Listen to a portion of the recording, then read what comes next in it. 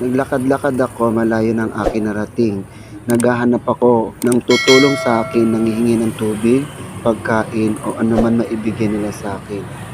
Wala man lang tumulong sa akin.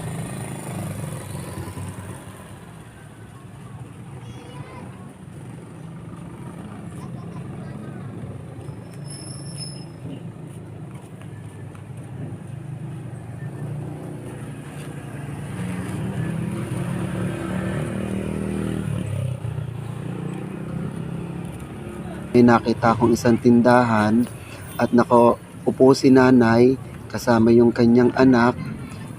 Doon ako pumunta at lumapit. Pagkalapit ko,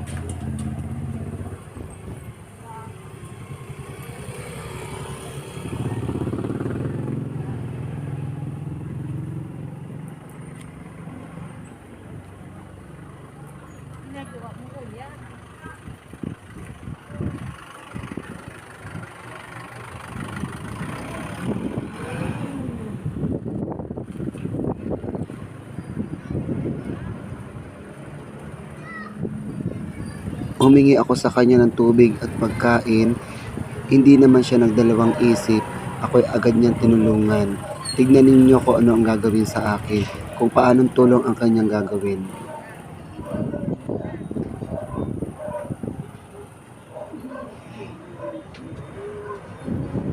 Hindi siya nagdalawang isip. Agad niyang tinulungan.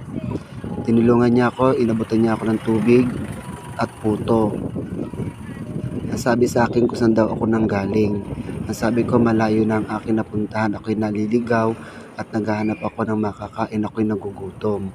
Nilapitan ko siya at ang sabi sa akin, napakadungis ko daw, napakadumi ko. Medyo nailang siya sa akin. Naiilang siya kung ako ba'y mananakit o hindi. Pero pinaupo niya ako doon. Ang sabi niya, umupo ka muna, ito ang tubig at pagkain. Kunin mo, tanggapin mo itong puto. Binigyan niya ako ng pera.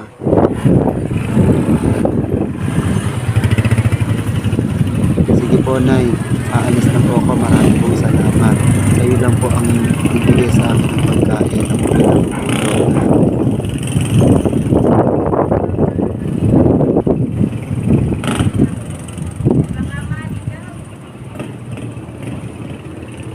Naawa ako sa kanya kasi talagang mababakas mo sa kanyang mga mukha kung kalungkutan yung hirap.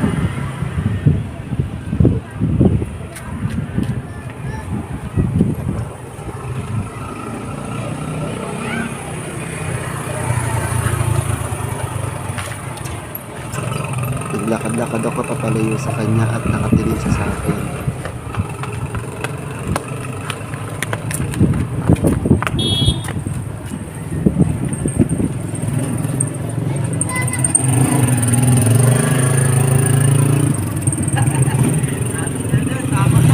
Ako'y nakakalayo na ng kaunti. Agad akong nakapag-isip at bumalik. Binalikan ko si nanay.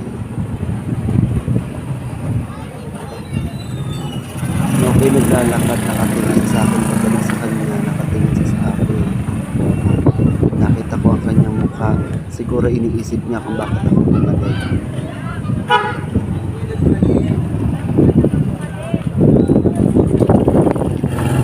Tapos nilapitan ko siya, ang sabi ko sa kanya, nice, social experiment lang po ito. Hindi po talaga ako totoong pulubi. Ako po talaga nagpapagawa ng pulubi para po dito sa aming ginagawang social experiment at kayo po ang aming napili na tulungan. Nagulat siya sa akin, ang sabi niya sa akin, akala ko totoong pulubi, kaya ako parang nailang at natakot.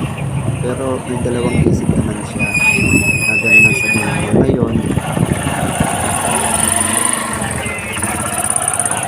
matapos ko masabi kay nanay social experiment lang yun, parang natulala siya at nasyak siya. Hindi niya alam po anong gagawin niya. Bakit daw ako lumapit sa kanya at ano daw ang intensyon ko. Tapos pinaliwanag ko sa kanya at gusto ko siyang tulungan at tinanong ko siya kung saan ang kanyang bahay at kung ilan yung kanyang anak. Ngayon nilapitan ng aming mga cameraman at tinitibyo na namin sila.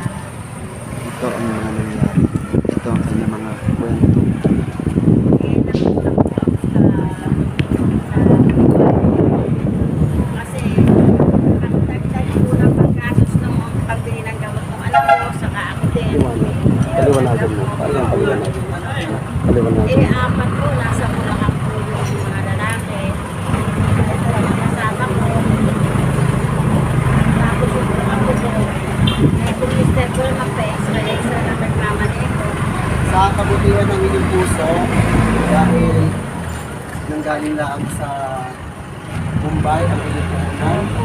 Tapos nagawa niyo pang magbigay ng pagkain at tubig at may pera pang magbigay ng pagkain. Ano po yung trabaho ng anak? Na-stroke po siya eh. Na-stroke. Ilang taon na po ba? Ano po yun? 27 po. Isang taon na po siya na-stroke. Napakabata pa para na-stroke. Ano po na yung kalagayan niya? Pakita mo anak yung kamay mo, anak yung kamay mo. Pakita mo anak yung kamay mo. Buwena mojo. Tataas mo anak yung kamay mo. Tataas yung kamay mo. Ayun po yung kamay niya. Kaya po kami nga nagdadasal po ako na sana po may magandang loob na tumulong sa amin. Dala po ng talagang wala po akong kakayanan na mapagamot siya. Dasal lang po. Puro dasal lang po. Tapos po Ibig yung sabihin, yung inyong kinikita dito, pinanguhulog niyo pa. po. Tapos, pinanguhulog niyo sa puhunan, sa Mumbai. Tapos, hindi kayo kumukuha ng konsumo niyo para sa gamot, pang araw-araw. Pagkain. Opo. Kumatira na lang na pagkain. Yung po ang aming pagaya niyan. May papasitiskan siya. Hindi ko po mapasitiskan. Kaya po nagpapasalamat ako na hindi ko naman nakalain na kayo po pala hindi naman po pala nagpapanggap na ano. Marami na akong nilapitan, marami na akong tinutulong. Lahat naman sila natakot at tumatanggi. Wala rin silang pera. Pero sa kabutihan nyo, puhunan nyo galing lang sa Mumbai, tubuan, patuban, di ba po ba? Tapos, yakay kumuha na yung kinakain, pang allowance, pang gastos, pang bili ng gamot. Aral po yung Tapos panghulog niyo pa. Sa kabutihan puso ninyo, hindi basihan yung kahirapan, natuto niyo nagawa niyo pang tumulong sa katulad ko. Na iniisip niya na pulong bilhin ako, binigyan niyo ako ng puto, tubig at pera. Ngayon, pwede ko ba makita inyong bahay? Ay, opo. Sarili niyo po ba yung bahay niya, Ay, nanay? hindi po. Nakikitira lang po kami. Bakit po kayo naluluhan na? Kasi po, natutuwa po ako dahil hindi ko po makakalain na isang pulubi ang siyang tutulong sa amin. Sa ganun po ba, pwede ko bang makita yung bahay niyo? Ay, opo. May anak po ba siya? May asawa? Ala po siyang asawa. May Ayun po, nasa Pasiska. Iska! Tawag kayo lola, ma'am. Yan lang po. Ilan po ang anak niyo? Yan. Ang anak ko po, 4, 3 lalaki, isang babae. Ay, ilan po ang anak niya? Yan lang po, ere lang po, batang madungis na yan. Ito, paano niya magagawang mapag-aral ito at masuportahan kung ganyan ang kalagayan niya? Yun nga po, kaya nga po ako, may naawa po sa amin si Ate Tess, na hindi naman po ako kakilala niya, na inako niya ako para makapagtinda ko. Sila po may bigay ng gero, tapos po, tulong-tulong po. Tulungan po nila ako, binigyan nila ako ng mga gamit, kahit na po yung amin gamit, hindi kumakain pa rin. Mga bigay lang inyong mga kasangkapan para matuloy kayo makapagtinda.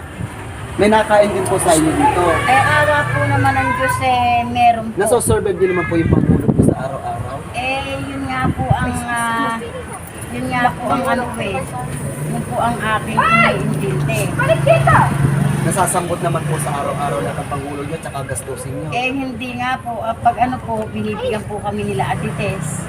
Mas maganda at may mabubuting puso pala Hindi ko nga kayo. po rin sila kami po kayong kala ko po pulubi kayo nung po pala ay kayo po sa amin. Ngayon patitan po natin ang inyong bahay. Mga viewers, manonood namin and guys, ito nga pala si Marlon. Kami nga pala yung Chelon Vlog na nag-social experiments kami, nag-social experiments para sa ganun matulungan natin si nanay. Ngayon titignan natin yung bahay nila. Tara guys. Baby, huwag kayo dito sa kalsada. Dahil sa sakyan. Hindi ka. Ayan ka na naman.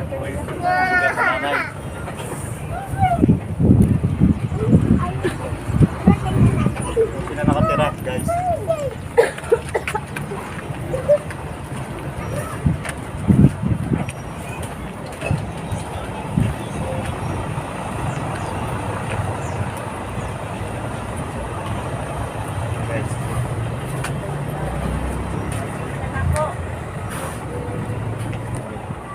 Guys, tignan natin yung bahay ni nanay. Tingnan natin.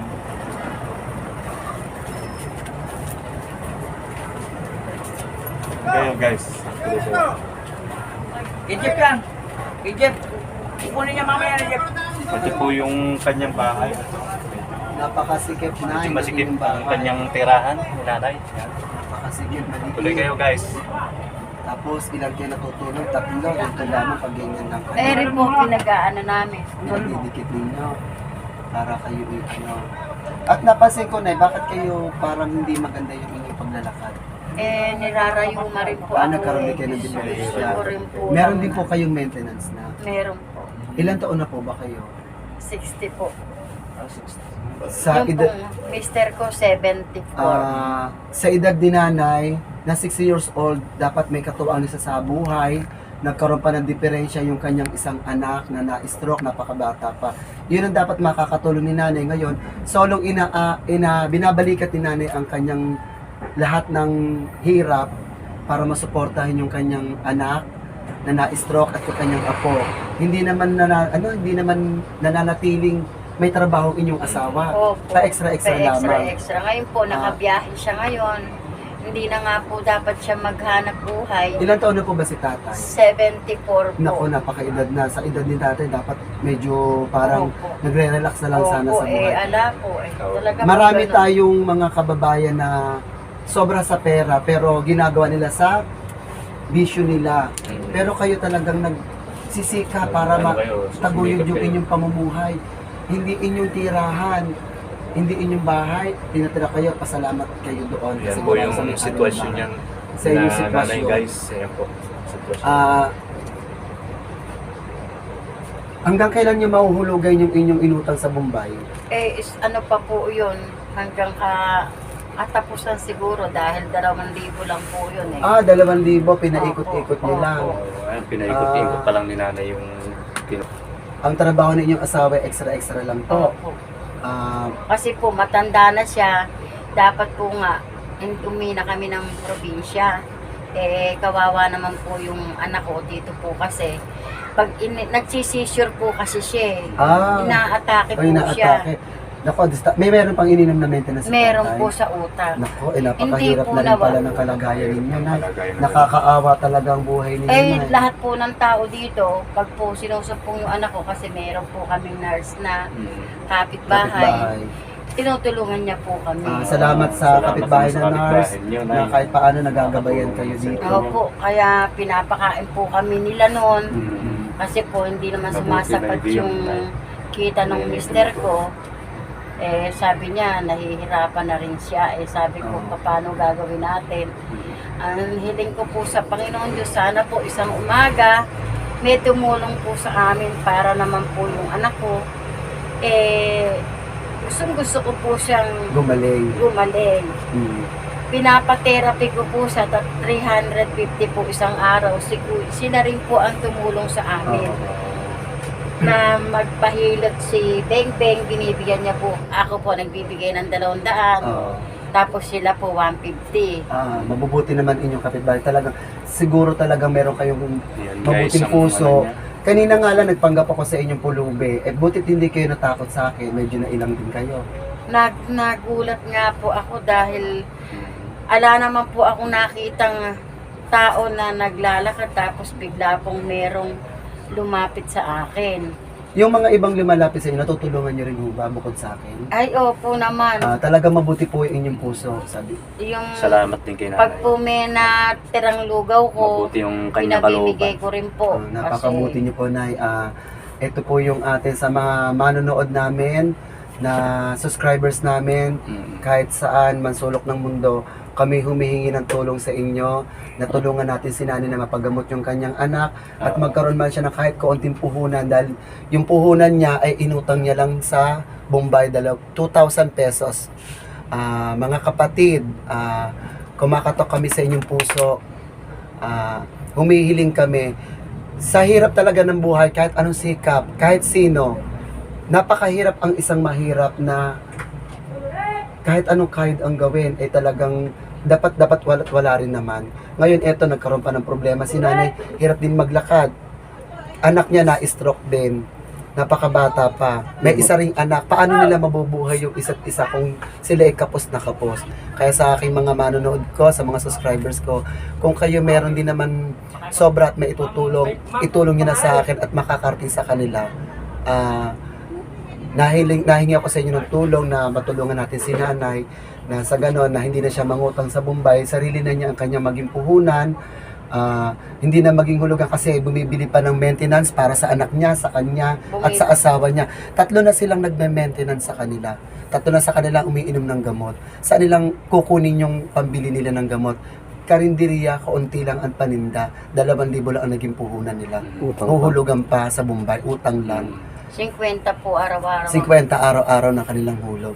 Kaya babalik kami nanay para maipahatid sa inyo ang konting tulong nang sa gayon hindi na kayo mangutang sa Bombay at maging sarili niyong puhunan. Sana na magkaroon ng may mabuting puso na tumulong sa inyo at mapagamot niyo na rin ang anak niyo, matulungan din yung inyong anak na na-stroke. Tapos, inyong gamot din, tsaka yung isa inyong asawa. Hindi po kayong manawagan sa ating mga manonood sa ibang bansa. Magsabi po kayo ng inyong gusto at kahilingan na sa ganun kami ang maging daan na makarating sa inyo yung kanilang ipapaabot. Mananawagan po kayo na. Magandang hapon po. Nanghihingi po ako ng konting tulong para po mapagamot ko yung anak ko at kahit papano naman po sana sa edad niya na yon makarecover kasi po pinate-therapy ko siya. Natitigilan po kami ng therapy, dala po nang wala kaming kakayanan. Yung pong konti-kong tindahan hindi po sumasapat, kaya lang po magtitiis ako. Kasi po talaga pong ganon. Marami pong tumulong ng mga kapitbahay namin na kaya po napatagni-tagni yung pag po umulan, basa po kami lahat. Sabi ko nga po, dito rin po pag umulan, para kaming basang sisiw. Kaya nananawagan kayo. Nananawagan po kami. Kaya nananawagan kayo sa mga manonood natin, sa mga subscribers, sa viewers natin na kumakatok po siya, tumingi po ng tulong. Pwede po kami ang maging daan para makarating po ang inyong tulong kay nanay. Nang sa gayon po mabawasan po yung mga kababayan natin na nahihirapan kung saan lumalapit, kung sino-sino tumutulong. Tayong mga Pilipino magtulungan. Tayo hindi lang Pilipino, buong mundo. Magtulungan tayo para mabawasan ang mga mahihirap, hindi lahat puro mahirap. Maraming salamat po sa pagpunta nyo rito. Hindi ko po inaasahan na kayo po matutulungan nyo kami. Ay dinala po kami ng aming mga papapunta po sa inyo. Maraming salamat po. Hindi ko po kayo kakilala, hindi nyo rin po ako kakilala. Ako po nagpapasalamat at yung pong anak ko tininggi na po ng Panginoon Diyos ang aking panalangin na sana po isang umaga may tumulong sa amin para naman po kahit papano, kasi kung may tinda po siyang konti, kung sakali po na kami naman meron siyang panimula na pangtinda niya. Kaya nga po kami, sabi ko At saka po, sa liit ng inyong pinuhunan, 2,000. Maghuhulog pa kayo sa inyong inutang. Tapos pagkain nyo pa, maintenance, mga gamot pa na bibili nyo sa inyo, sa anak nyo at sa asawa nyo. Hindi sumasapat Hindi yung- talaga sasapat yun. Mauubos at mauubusin agad. opo, kaya nga po sabi ni Ate Tess, mo, nandito naman kami. Pag po, yung mga bote dyan, yung mga dyan, pinupulot po namin. yun po yung nagiging Binibili nila 160. Sa galing po na piso, binibigay po 160 sa akin. Nanay, gaano po kahirap sa isang magulang ang sitwasyon ninyo at nakikita nyo sa inyong anak? Aba, sobra po ang hirap ng kalooban ko, hindi po ako nakakatulog. Opo. Kasi po, pag baka magisnan ko siya, kasi nagsisisure po. Lahat po ng kapitbahay ko dyan, namihiyaw po ako, naihi po ako sa salawan. Hindi ko po alam, sa tagal po niya, buwang-buwang po kasi yun eh, sinusumpong siya. Gumaganyan po siya. Napakasakit po sa kalooban ninyo ang nakikita nyo anak. Talaga po, kita niyo po, hindi ako nakakatulog, matutulog po ako sa tanghali, iiglip ako, kasi po baka makagisnan ko siya. Si nanay. Talaga pong totohanan na, Nakakaawa po inyong kalagayan. kaya sabi nga po ng mga kapitbahay namin dito, hindi nila kaya yung problema ko. Oh. Kasi po may bata pa ako, kagaya yan, dapat nagbayad po ako may pambayad po ako sa school. Wala naman kaming pambibili ng tinda. Bukti nga po na naabutan nyo kami. Uuwi po ako maglalakad na po ako noon eh. Bibili po ako ng baboy para po, tsaka Paninda manok para bukas. para bukas. Kaya po, kayo nahihirapan, nasasaktan, kasi gawa ng, hindi sa bagay na meron naman mga kapitbahay na tumutulong sa inyo, inaalalayan kayo. Pero sa isang magulang na napakahirap ng inyo, nakakaawa ang inyong buhay, nakakaawa kayo, may nararamdaman na kayo sa katawan, matanda na inyong asawa, nagkaroon pa ng diferensya ang inyong anak na may isa ring anak. opo, na siya nga lang po ang nag-iisa kong babae na kahit po papano nakapag-aral po siya naman, na stroke nga po siya, na inaasahan namin na siya yung magiging gabay namin nung po pala kami ang gagabay sa kanya. Kaya sabi ko po gabi-gabi, Lord, tulungan nyo naman po ako, hirap na po yung kalooban ko. Kung kaloob po ka ako ng Diyos, kaya kong tanggapin na kunin nyo na kaysa sa nahihirapan. Kasi po wala naman akong kakayanan talaga na kagaya niyan, nagpa-CT scan kami, binigyan po kami nung Pasko. Kaya po kayo nanay naluluha dahil sa kalagayan Tuwa po at hindi ko po alam kung paano ang aking nararamdaman dahil hindi po ako makapaniwala na may isang tao na gano'n ang itsura na yung po pala ang tutulong sa amin. Kaya po hindi ko po alam kung paano ang aking papasalamat. Wag ho kayo mag-alala, Nay. Mabubuti naman ang ating mga manonood, mabubuti naman ang ating mga kababayan. Meron sa ating tutulong dyan, may mag-i-sponsor dyan na makarating sa inyo. Huwag po tayo mawala ng Mawala ng pag-asa. pag-asa habang tayo Mawala ng buhay. pag-asa, nanay. Habang tayo buhay, habang tayo malakas at may mga kababayan tayo na talagang lalapitan kayo para matulungan. Kasi po yung iba Lagi po dyan. tayong magdasal para Opo, nag-ano po kami. Panalangin lang sa Panginoon. Sabi nga po nung Huwag kayong bibitaw, huwag kayong susuko, laban lang.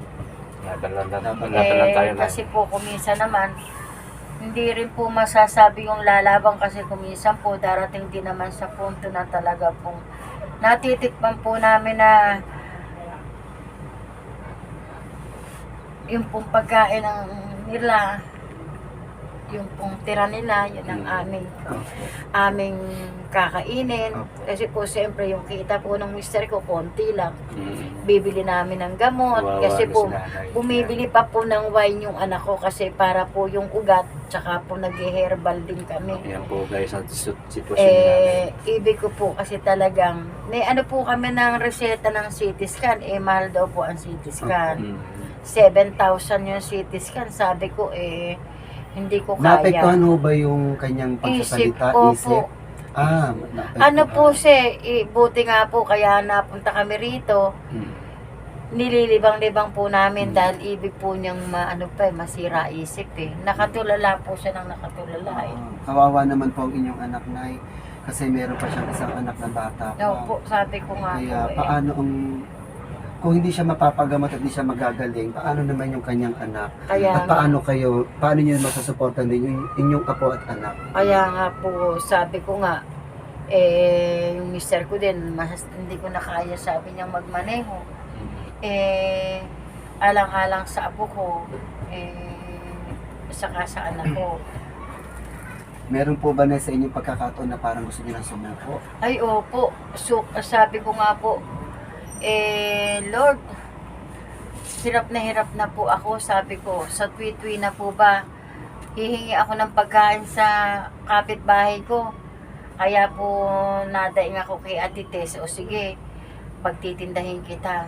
Kumuha ka ng yero, butas-butas nga lang. Pag hanap kita ng lona para pag umulan, kasi pag umulan po, napunta na kami rito. Ibig sabihin yung iyong tinitindahan ay hindi talaga ninyo pag-aari. Ay, hindi po. Pinapwesto lang kayo Opo. doon. Napakabuti naman po na nagpapwesto sa inyo doon. Kaya po hindi naman Napakabait maliit lang yung kasya lang po sa amin.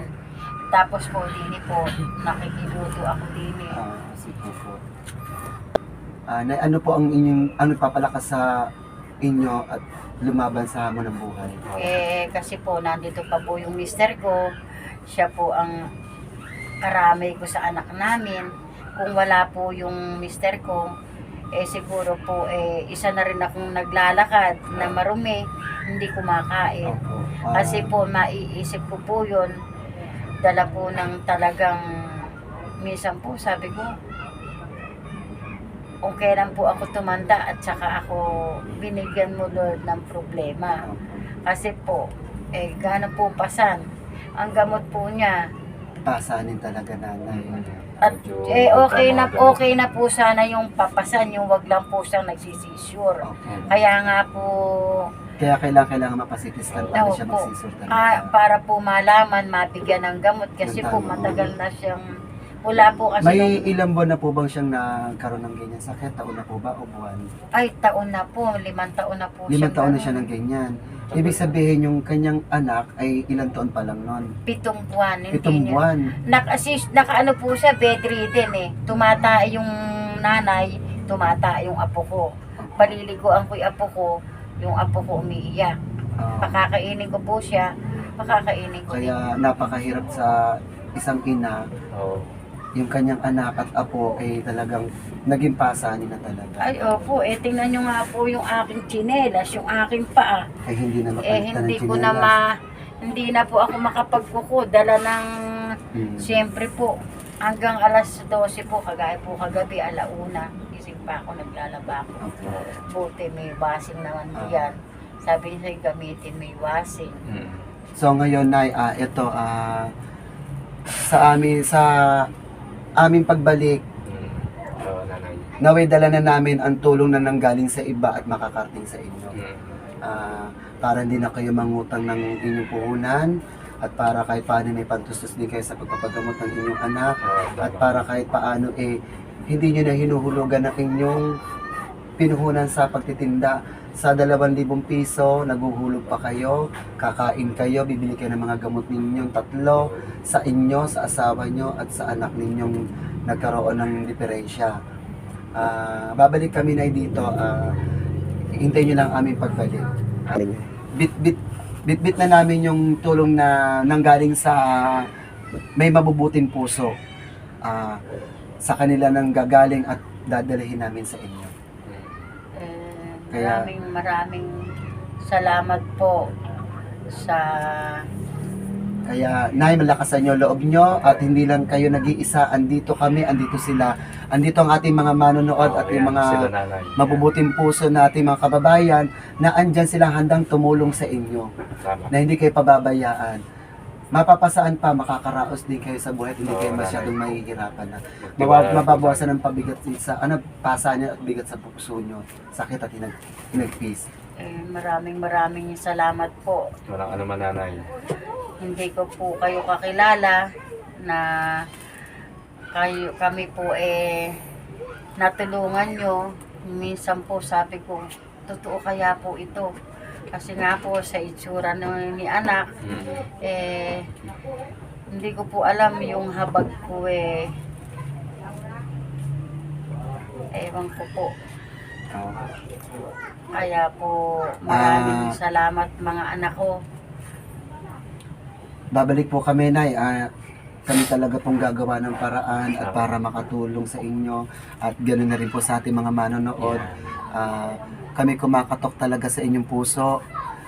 Kung sino man yung nakakaluwag-luwag dyan, pwede nyo iparating sa amin ang inyong tulong na makakarating din kay nanay ng buong buo na wala kaming hinihinging kapalit.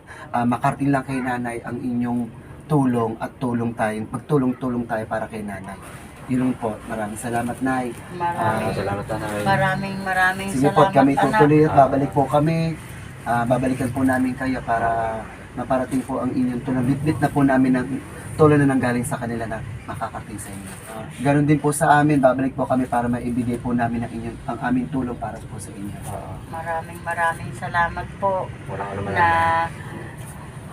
meron pa rin po pala na kagaya ninyo na mabubuting puso at kalooban. Kala ko po Kami naman po ay handang tumulong. wala na nanay. po kasi yung pong iba kasi ano ka pa. Parang minamaliit pa kayo.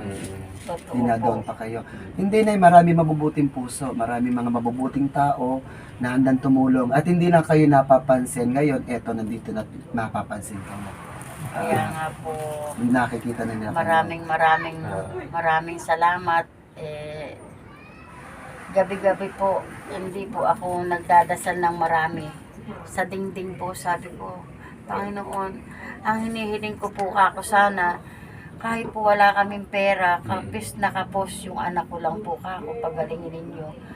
At Dahil ang iniisip niyo, siya lang din ang pwede makatulong sa inyo kung siya gagaling. opo, totohanan po kasi 27 pa lang po siya. Napakabata pa niya. Tapos po siya ng IT. Talaga pong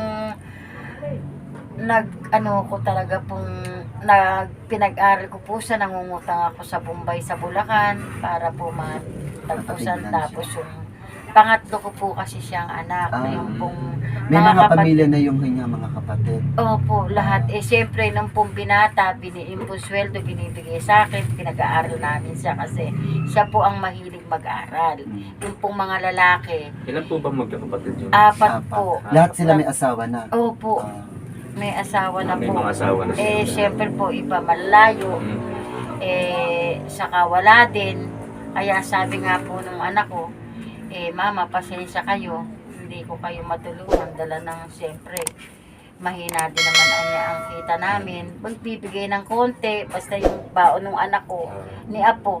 Kasi po anak na tawag ko kasi baby pa lang Kasi sa inyo siya. na lumaki. Ang tawag po dun sa mama niya, beng-beng lang. Ako po, mama. Sa mister ko, papa. Sige po, Nay, ganun po. Kami po babalik. Bit-bit namin ang manggagaling sa kababayan natin at ganun din sa amin. Bit-bit na rin namin para makarating sa inyo at dala na namin. Maraming hindi ko po alam kung paano po ang aking papasalamat na may mapakabuting tao pa po pala na kagaya nyo na hindi ko sukat nakalain na isang marumi, na isang pulubi ang siya palang tutulong sa anak ko. Kaya po maraming salamat po. Sige po, Nay, kami po babalik. Opo, Sige po. salamat.